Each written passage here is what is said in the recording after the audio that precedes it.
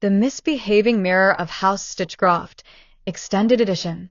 Lord Thimbleby Stitchcroft, Viscount of Velvet Vale, had always prided himself on his cutting-edge magical conveniences, from his self-warming teacup to his enchanted wardrobe that whispered compliments as he dressed. But none of these luxuries compared to his prized possession, the Scry-Vision Looking Glass, an enchanted mirror capable of displaying distant places, live events, and, if properly tuned, historical recordings woven into the very fabric of its glass. It was, for all intents and purposes, the closest thing Cleavendale had to a luxury home theater system. And it was utterly and completely broken. The stuck input problem. It had begun 3 days ago, when the mirror refused to display anything other than a single sheep standing motionless in a distant field. A fat, judgmental-looking sheep, chewing endlessly. Lord Stitchcroft scowled and flicked his scry-wand with increasing irritation. "Show me the grand tournament," he demanded. The sheep continued chewing. The royal court? The sheep blinked. The secret vault of the underwire archives? The sheep scratched its ear. Fuming, Thimbleby jabbed the wand aggressively at the mirror, causing a faint blue spark to flicker from the tip, only for the mirror to display a new vision. A second sheep. Great. Now it was 2 sheep. The out-of-service message. Determined to salvage his investment, Thimbleby attempted to scry into more interesting locations. "Show me Lady Morganda's Forbidden Tower," he commanded, eager for a glimpse of the reclusive sorceress.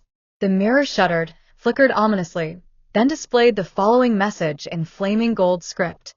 "This vision is unavailable in your region. Please consult the Grand Scrying Guild for permissions." Thimbleby gaped. "What do you mean, unavailable? It worked last week." "Magical broadcasting rights have been restricted by the Enchanters Guild," the mirror replied smugly. Thimbleby ground his teeth. "Fine. Show me the King's Private War Council." The mirror paused, then displayed. "Error 403. You lack sufficient nobility to access this vision." "Sufficient what? I'm a viscount." The mirror did not elaborate. Thimbleby took a deep, slow breath. "Fine. Show me the palace gardens." The mirror shuddered then. "This scrying request has timed out. Try again later." Thimbleby, feeling personally insulted, hurled a cushion at the glass. The mirror did not react. The sheep, however, remained disappointingly unfazed. The remote Scry-Wand Malfunction. After hours of futile commands, Thimbleby decided to reset the mirror. He waved the scry-wand in a complicated figure-8 motion, muttered the reboot incantation, and waited. Nothing happened. He shook the wand.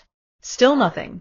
He banged it against the table, a time-honored fix for all malfunctioning artifacts. The wand promptly zapped his fingers, flew across the room, and lodged itself in a fruit bowl. By the time he retrieved it, the mirror had spontaneously switched to a vision of a chicken standing on a fence post. No sound. No action. Just the chicken. Watching. The sudden channel swap problem. Thimbleby eventually coaxed the mirror into displaying something of actual interest, a thrilling joust between 2 famed knights, Sir Brando the Unbreakable and Dame Felmara the Swift. Just as their lances met in midair, the mirror suddenly flickered and switched to a merchant counting coins. Thimbleby screamed into a pillow. The nothing good on syndrome. Even when the mirror functioned properly, there was nothing remotely interesting to watch. Every vision it displayed was insufferably dull. A man sweeping a floor. A pot of stew simmering. A woman knitting.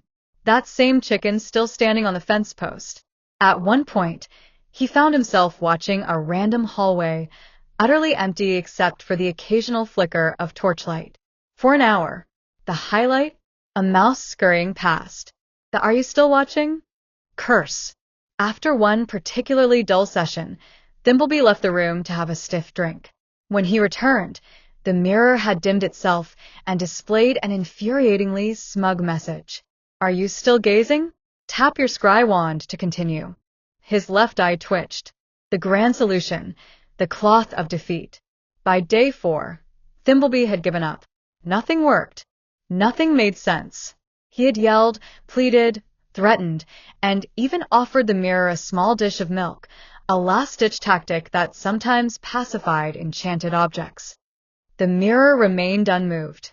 And so, with the dignity of a broken man, Thimbleby grabbed the nearest velvet tablecloth, threw it over the glass, and declared, "This household no longer requires scrying." Alphonse, his ever-patient butler, simply nodded. Epilogue: The Grand Tuning Wizards Guild Response. On the 5th day, Thimbleby finally sent a formal complaint to the Grand Tuning Wizards Guild, the esteemed order responsible for maintaining enchanted mirrors. A week later, he received a response. Dear Lord Stitchcroft, thank you for your inquiry regarding your Scry-Vision Looking Glass. Our finest tuning wizards will be dispatched within an estimated time frame of 3 to 8 months to assess the issue.